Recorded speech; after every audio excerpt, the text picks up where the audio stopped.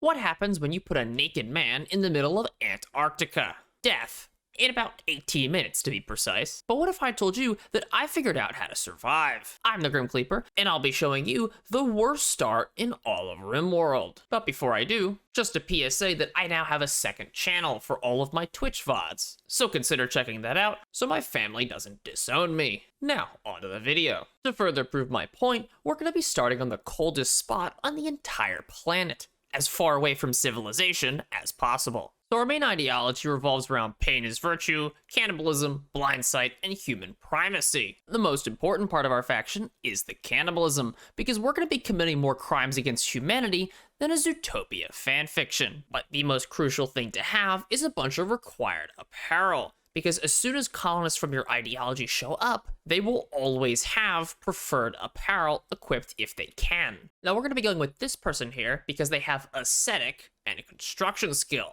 And here it is, our beautiful, beautiful land. The first thing we want to do is put down a ritual spot and have Maker begin a ritual right away.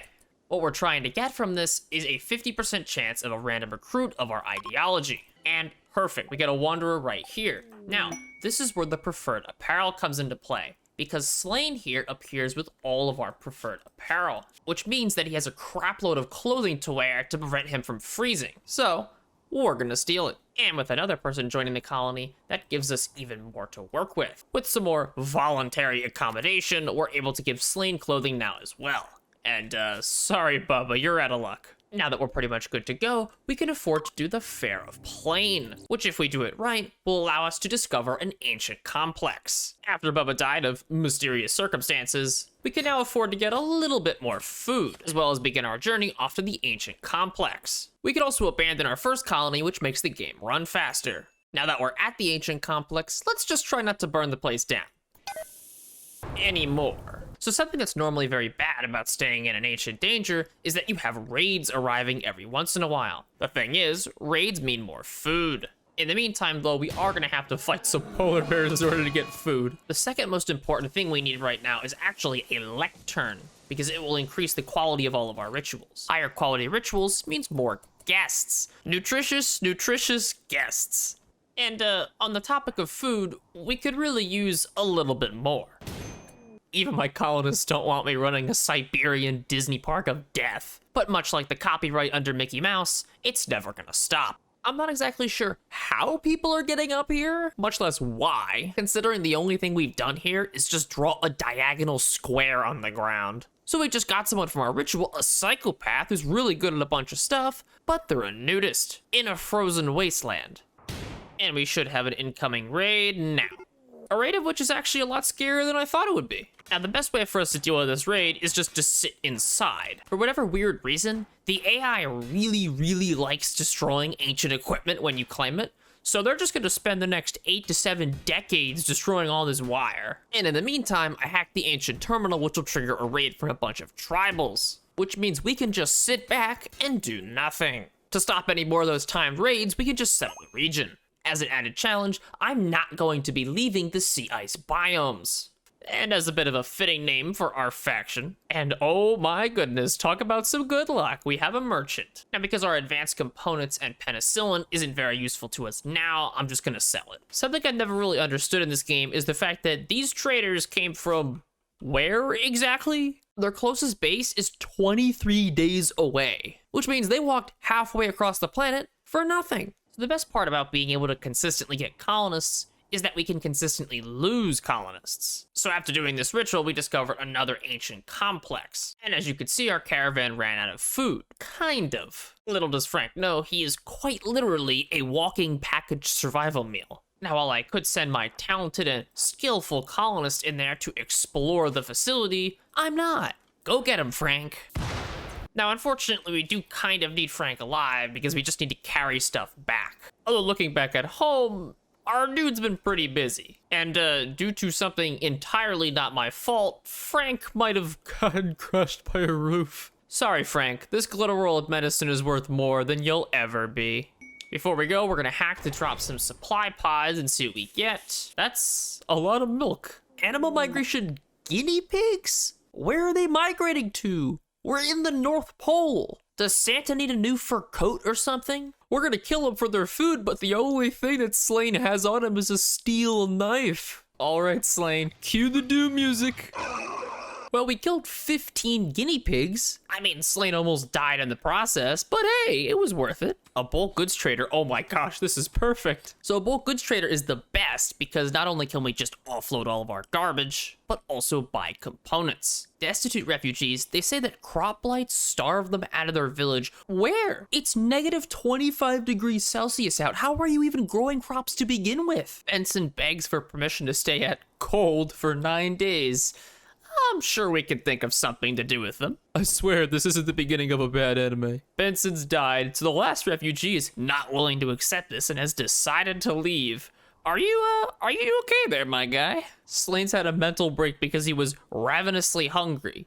He conveniently had this mental break as he was eating. Now, we got a quest for colonist lending, and I'm actually gonna go ahead and do it. Not because I care about the rewards, but because it will feed 2 of our colonists for 11 days. So we got a raid. Luckily, it's only 1 person. Actually, I just realized they're only wearing cloth tribal wear.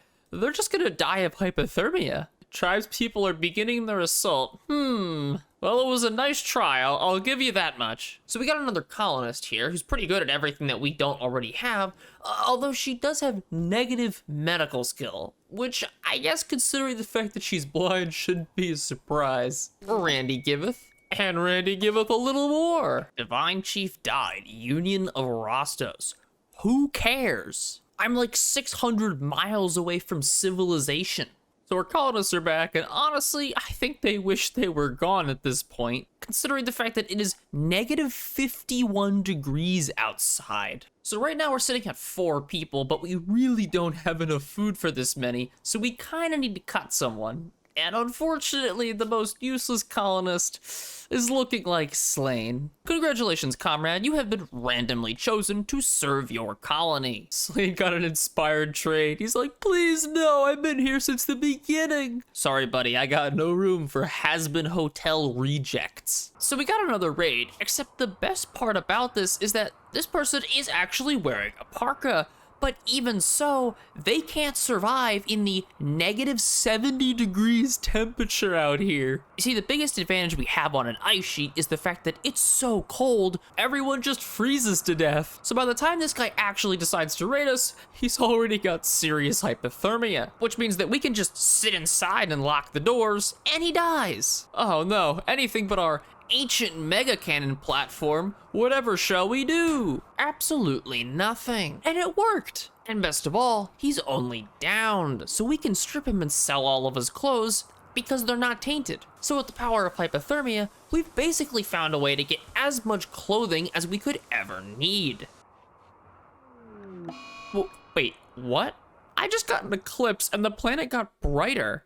How does that make any sense? So one of the best things that can happen is that a colonist can show up with a drug addiction. By showing up with one, they'll always have some of it in their inventory. Like right now, this person has 5 free go juice for us. So not only do we have an unlimited supply of food, clothing, and weapons, but now we also have drugs. And again, we're getting hit with another raid, this time of 2 people. And once again, they don't have enough clothing to actually not die. Wait, I'm so confused. This person's walking all the ways up here just to kill some ancient razor wire in the corner of the map. And the other one is just gonna go get shot by these raiders. Well, that couldn't have gone worse. We got a temporary colonist, and now someone's fallen in love with them. Well, time to dish out some tough love. So one of the big weaknesses of our start is that we don't have enough medicine to deal with diseases, which is exactly why we took blind sight in order to get a medical specialist, because they have an ability called immunity drive, which is immunity gain speed plus 200%. So we just got a cold snap. I didn't think it was very important, but we did just have thrumbos enter the region.